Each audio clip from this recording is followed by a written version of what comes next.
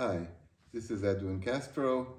This is part two of the chart reading I'm doing for Trump's announcement that he plans to run again for the presidency, which he announced on November the 15th of 2022 at his Mar-a-Lago home in Palm Beach, Florida.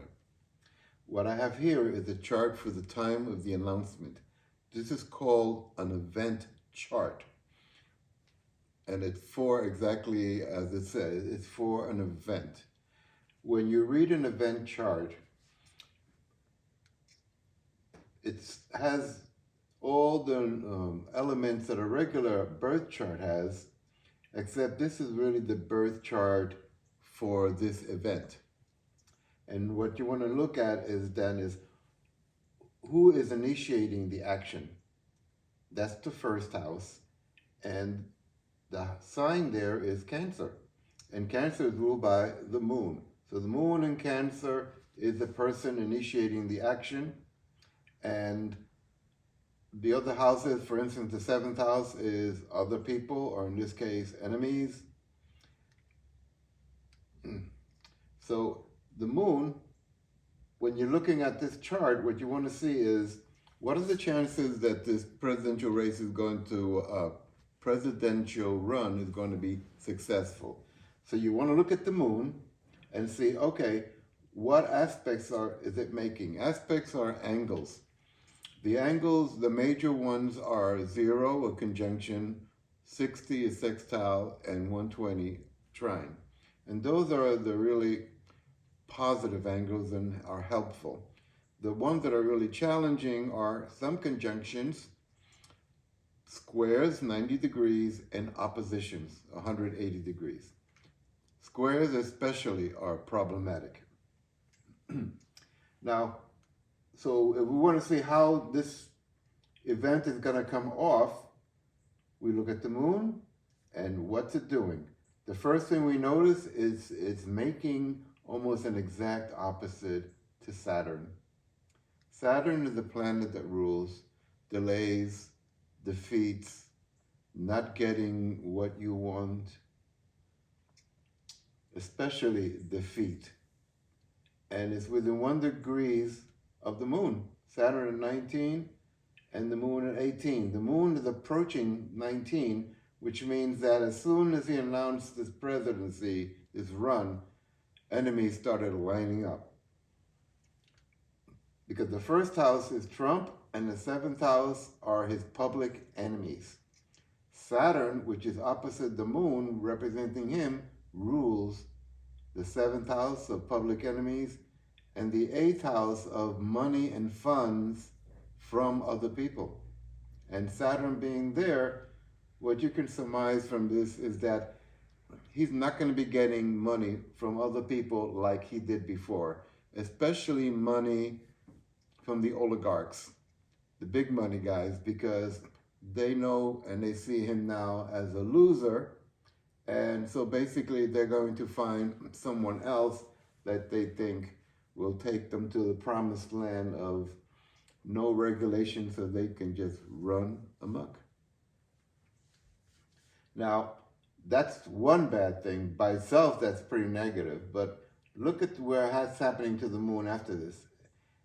It's going to be making a square to the sun, to Mercury, and to Venus, one right after the other. And the way to interpret this is look at the house that the sun, Mercury, and Venus rule, and that tells you where that energy is going to be. So the first one is going to be the sun. And the sun rules what sign? It rules the sign of Leo, which in this case is in the second house. So that means Trump's money is also going to be very short in coming. So he's doing this because he needs the money, but he's not going to be able to get it because the oligarchs and the other big money guys, they've already left him and they are spending their money elsewhere. So he's gonna have money problems, and his campaign is probably gonna have to do things like on the cheap and they're not going to be able to visit as many places and do all the things they want to do. And you'll see that as the campaign progresses, that a lot of the stuff starts to appear kind of like very amateurish. The second one that it goes to um, is making an aspect to Mercury. Mercury rules two signs. It rules the 12th house of secret enemies. And Mars is there. We'll talk about that a little bit later. But Mars is very active wherever it is. And what's activated is that Trump has a lot of secret enemies. That should come as no surprise because of the lifestyle he has lived throughout his life. And so now all those chickens are going to come home to roost. So Mercury here, as it gets a square from the moon to Mercury, it's going to impact here. That the secret enemies are going to be coming out and working against him. Also, Mercury rules the third house of communication, which means that his message is going to go to a very limited group. Basically, the true believers. The rest of the nation has moved on. They don't no longer want to be in such a polarized state. They're looking to start working together to get something done to bring our country and all of humanity forward. So that message will become like yesterday's news. No one wants to hear it. And finally, the last aspect it makes is against Venus. Venus also rules two signs. It rules the 11th house of associations and groups. That means there's going to be a lot of groups and associations working against him. And that started as soon as maybe 5 to 6 weeks or maybe less that he made this announcement. Because 18, from you look at the numbers, 18 to Venus 29, that's 11. So probably 11 weeks, 2 months max, where these organizations start gearing up to make sure he doesn't get elected. Also, Venus rules the 4th house. In an election chart, the 4th house is the ending of how this is all going to come about. And the sign that you can see there is Libra.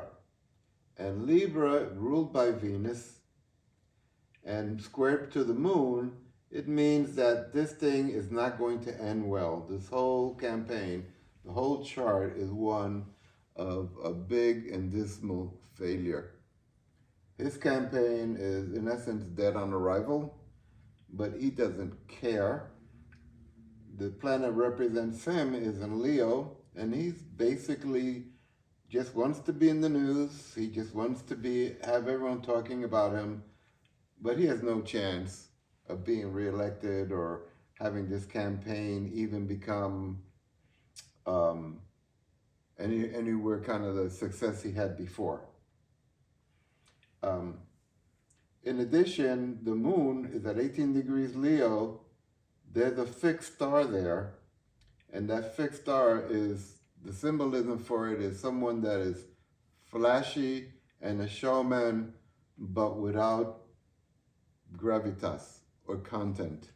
Someone who's just all show. And I think that describes Trump very well. He's a showman, he's a con man, he's an empty suit. And so this chart is very, very negative. And to top it off, he has Pluto. He's been working with, Pluto represents people in the underground. Oligarchs, gangsters, people who do things underhanded. And they also, he's been trying to work with some of them in the past, but they also will eventually turn on him because he doesn't really have anything to offer to them. But he has made overtures to these oligarchs as well as to dictators like Putin and Kim from North Korea and the Saudi Arabian prince. again, this is again going nowhere. And one final thing is that the 10th house here of career for him, he has Jupiter, which is normally very, very strong in Pisces, but it's in the last 3 degrees of the sign, which means that the 9th house, which is ruled by Jupiter, is of hopes. Jupiter represents his hopes in terms of getting help from people from abroad. That also is a pipe dream, because Neptune is very close to it, and Neptune indicates that all the people that he thought would be friends, again, all those oligarchs and strange friends from abroad, they're not going to be there for him either. So this is a chart of abject failure, but this is to be expected. This is an individual who spent his entire life cheating people, conning people, and now he's end up just conning himself. And so he's still conning people to try to raise some money to scrape anything that he can. And the unfortunate thing is there'll be a lot of poor people who can't afford it who'll be contributing to this person who's nothing but a thief and a con man. But for the rest of us who are concerned that this person might somehow emerge again from the deep to poison the American political scene, no. This chart, this whole presidential run is dead on arrival, like I said before. It's going nowhere. Before I leave, I'd like to let you know that I will be putting out other charts that I've done, for instance, on the Ukraine war, on the long-term political prospects of the Republican Party, and also on some financial and economic issues that might be of interest to some people.